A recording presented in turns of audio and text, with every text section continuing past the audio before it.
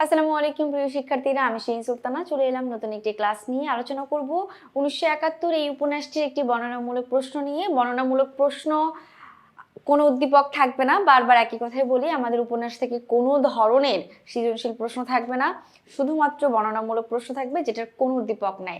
আর উপন্যাস থেকে একটা প্রশ্ন আমাদের দেওয়া বাধ্যতামূলক, 10 মার্ক। সেক্ষেত্রে অবশ্যই এই টপিকটা ভালো করে আমাদের পড়তে হবে এবং আলোচনা করতে হবে। এখন আমাদের আলোচনার টপিক হচ্ছে সেন বাড়িতে ডাকাত আসার কথা নয়, কেন বুঝিয়ে লিখুন। কারণ সেন বাড়িতে দোতলা পাকা বাড়ি, বিশাল বাড়ি ছাড়া আর কিছুই নাই। না আছে ভালো ফার্নিচার, না আছে কোনো জিনিসপত্র, না আছে টাকা পয়সা। এই কারণে সেন বাড়িতে ডাকাত আসার কথা নয়। আর এই কথাটি কে বলেছিল? চিত্রা বুড়ি বলেছিল। কারণ 1971 সালের 1 মে প্রথম যেদিন মিলিটারিরা এই গ্রামে প্রবেশ করে, তখন তারা 40 জন আর 50 জন লোকের একটা দল নিয়ে তারা এই গ্রামে প্রবেশ করে এবং একসাথে যেতে দেখে চিত্রা বুড়ি মনে করে যে কোনো ডাকাত দল এসেছে। কিন্তু তারা চিন্তা করে সেন বাড়িতে যদি কোনো ডাকাত দল যায় সেখানে তো ডাকাত আসার কথা নাই, কারণ সেন বাড়িতে তারা বাড়িটা ছাড়া বাড়ির মধ্যে আসলে আর অন্য কোনো কিছুই নাই। তো যদি আমরা ক নাম্বারটা একটু আলোচনা করি, দেখো এখানে কিভাবে হবে। নীলগঞ্জের সেনরা বর্তমানে নিঃস্ব দরিদ্র হয়, তাদের বাড়িতে লুণ্ঠন করার মতো কোনো সম্পদ নেই, তাই সেখানে ডাকাত আসার কোনো কথা নয়। হুমায়ুন আহমেদের 1971 উপন্যাসে দেখা যায় এক সময়ের প্রভাবশালী নায়েব চন্দ্রকান্ত সেনের বংশধরেরা এখন চরম অর্থকণ্ঠে দিনাতিপাত করছে। তাদের বিশাল অট্টালিকা এখন কেবল একটি জরাজীর্ণ কঙ্কাল মাত্র। ভোরের আলো আধারিতে চিত্রাবুড়ির বাড়ির সামনে টর্চ লাইটের আলো দেখে ডাকাত মনে করে আতঙ্কিত হয়। কিন্তু বাস্তব সত্য হলো সেনদের বর্তমান হতদরিদ্র অবস্থায় দামি কোনো সম্পদ পাওয়ার আশা নেই বলে ডাকাতদের সেখানে আসার কোনো যৌক্তিক কারণ নেই। মূলত তাদের বর্তমান অভাবগ্রস্ত জীবনকে ডাকাত আসার সম্ভাবনাকে নাকচ করে দেয়। আশা করছি আমরা এটা বুঝতে পেরেছি। তাদের আসলে কোনো সয় সম্পত্তি নেই, সেজন্য চিত্রাবলী মনে করেছে সেখানে কেন ডাকাতরা আসবে। আচ্ছা, এটা আমরা শেষ করলাম। এবার আমরা আলোচনা করবো হচ্ছে আমাদের খ নাম্বার 7 মার্কের জন্য। দেখো, পাকিস্তানি বাহিনীর আগমন নীলগঞ্জের স্বাভাবিক জলযাত্রাকে কিভাবে প্রভাবিত করে 1971 উপন্যাসে তোমার পঠিত অংশটুকুর আলোকে বর্ণনা করো। আচ্ছা, 1971 সালে পাকিস্তানিরা কিভাবে এসে মানুষের জীবনকে একেবারে অসহনীয় করে তুলেছে তোমার উপন্যাসের আলোকে ব্যাখ্যা দিতে বলেছে। কার কার জীবনের সঙ্গে কেমন ঘটনা ঘটে সেটাই প্রকাশ করেছে। নীলগঞ্জ গ্রামে প্রবেশ করে 1971 সালের 1 মেতে। তারপর পাকিস্তানিরা কোথায় থাকে? একটা স্কুলে থাকে, যে স্কুল প্রাইমারি স্কুলে থাকে। সেখানে হেডমাস্টার ইমাম সাহেবের উপর অন্যায় অত্যাচার করা হয়, মারধর করা হয়, পাশবিক নির্যাতন করা হয়। জয়নাল মিয়াকে শাস্তি দেওয়া হয় না, জিজ্ঞাসাবাদ করা হয়। মনা বীরুকে মেরে ফেলা হয়, রফিককে পর্যন্ত মেরে ফেলা হয়, বলাইকে খোঁজা হয়, চন্দ্রকান্ত সেনের যে ছোট ভাই নীলু সেনকে পর্যন্ত মেরে ফেলা হয় হিন্দু বলে।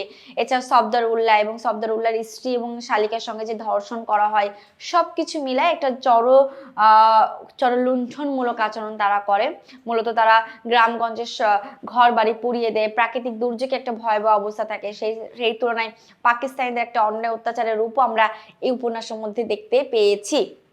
তাও যদি এখন আমরা আলোচনা করি, আমরা উপন্যাসের আলোকে যদি আমরা এটা ব্যাখ্যা করি, তাহলে এটা আমরা কিভাবে ব্যাখ্যা করব। দেখো, 1971 সালে মহান মুক্তিযুদ্ধ চলাকালীন পাকিস্তানি হানাদার বাহিনীর নীলগঞ্জে আগমনের সংবাদ গ্রামটি চিরায়ত শান্ত নিভৃত জনপদকে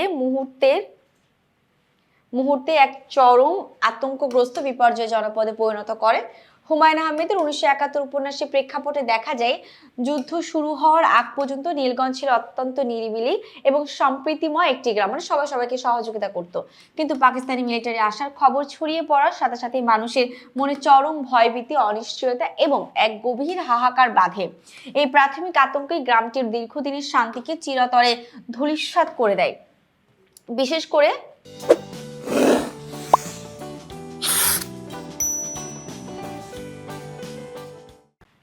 করে নীলগঞ্জের সংখ্যালঘু হিন্দু সম্প্রদায় সেনবাড়ির মতো ঐতিহ্যবাহী পরিবারের সদস্যদের মনে এই সংবাদ তীব্র ভীতির সঞ্চার করে।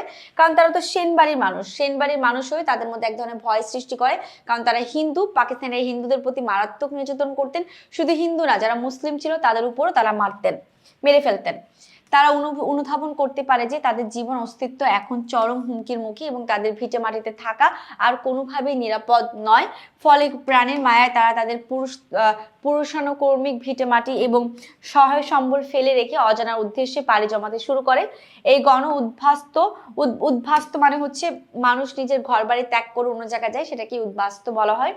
হওয়ায় ঘটনাটি গ্রামের সামাজিক ভারসাম্যকে পুরোপুরি নষ্ট করে দেয় এবং সম্প্রীতির বন্ধনে এক ধরনের ফাটল ধরে। কারণ মানুষ আছে ভয়ের মধ্যে, যে যার জীবন নিয়ে ব্যস্ত, কেউ কাউকে সাহায্য করা বা সম্প্রীতির মধ্যে এখন তারা আর নেই। হানাদার বাহিনী নৃশংসতা, লুণ্ঠন আর অগ্নিসংযোগের আশঙ্কায় গ্রামের স্বাভাবিক জীবনযাত্রা পুরোপুরি অচল হয়ে পড়ে। নিরাপত্তার অভাবে কৃষকের মাঠে যাওয়া যেমন বন্ধ হয়ে যায়, তেমনি স্থবির হয়ে পড়ে স্থানীয় হাট বাজারগুলো। এমনকি মানুষের মধ্যকার দীর্ঘদিনের স্বাভাবিক সামাজিক যোগাযোগটুকু পাকিস্তানি বাহিনীর ভয়ে এবং অবিশ্বাসের কারণে বিচ্ছিন্ন হয়ে পড়ে সবকিছু। জীবিকার সন্ধানে বের হওয়া তো দূরের কথা, সাধারণ মানুষের কাছে প্রতিটি মুহূর্ত বেঁচে থাকাই তখন এক বড় চ্যালেঞ্জ হয়ে দাঁড়িয়েছে তাদের জন্য। মিলিটারিদের ভারী বুলেট শব্দ আর অস্ত্রের ঝনঝনানিতে একসময় সাজানো গোছানো নীলগঞ্জ গ্রামটি রাতারাতি এক জনমানবহীন থমথমে মৃত্যুপুরীতে রূপান্তরিত হয়ে যায়। গ্রামের প্রতিটি ঘরে ঘরে তখন কেবল স্বজন হারানোর ভয়, কান্নার রোল আর জীবন বাঁচানোর এক আকুতি ধ্বনিত হতে থাকে। যে গ্রামটি একসময় উৎসব আর কোলাহলে মুখরিত ছিল, সেই পাকিস্তানি বাহিনীর পৈশাচিকতায় এক বিভীষিকাময় এবং ভূতরে নিরাপত্তার জনপদ পরিণত হয়।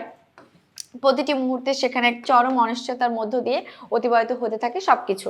তারপর দেখো, পাকিস্তানি বাহিনীর এই অতর্কিত আক্রমণ কেবল ভীতি ছড়ায়নি, বরং তাদের নির্মম নির্যাতন নীলগঞ্জের সাধারণ মানুষের নিরাপদ জীবনকে চিরতরে উলটপালট করে দেয়। তাদের এই পৈশাচিক বর্বরতা পুরো জনপদটিকে একটি ভয়াবহ মানবিক বিপর্যয়ের মুখে ঠেলে দেয়। মানুষের মনে যে নিরাপত্তা বোধ ছিল তা চিরতরে বিলীন হয়ে যায় এবং পুরো এলাকাটি একটি আতঙ্কিত আর্তনাদপূর্ণ জনপদে পরিণত হয়। এই অস্থিতিশীল পরিবেশে মানুষের অস্তিত্বকে এক গভীর সংকটের মুখোমুখি দাঁড় করিয়ে দেয়। পরিশেষে বলা যায়, নীলগঞ্জের এই শোচনীয় চিত্রটি 1971 সালে গোটা বাংলাদেশের প্রতিটি গ্রামের এক চরম বাস্তব ও মর্মতন্ত্র প্রতিফলন। পাকিস্তানি হানাদারদের উপস্থিতি একটি ঐতিহ্যবাহী গ্রামকে ধ্বংসস্তূপে পরিণত করার পাশাপাশি সাধারণ মানুষের মনে দীর্ঘস্থায়ী ক্ষত তৈরি করে। এই মহা বিপর্যয়ের মধ্য দিয়ে তৎকালীন বাংলাদেশের মানুষের অসহায়ত্ব এবং যুদ্ধের ভয়াবহ রূপটি স্পষ্টভাবে ফুটে উঠেছে। আমরা শেষ করব আমাদের উপন্যাসের এই 7 নাম্বার বর্ণনামূলক প্রশ্নে।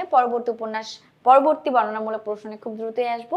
সে পর্যন্ত ভালো থেকো, সুস্থ থেকো। আল্লাহ হাফেজ। আসসালামু আলাইকুম।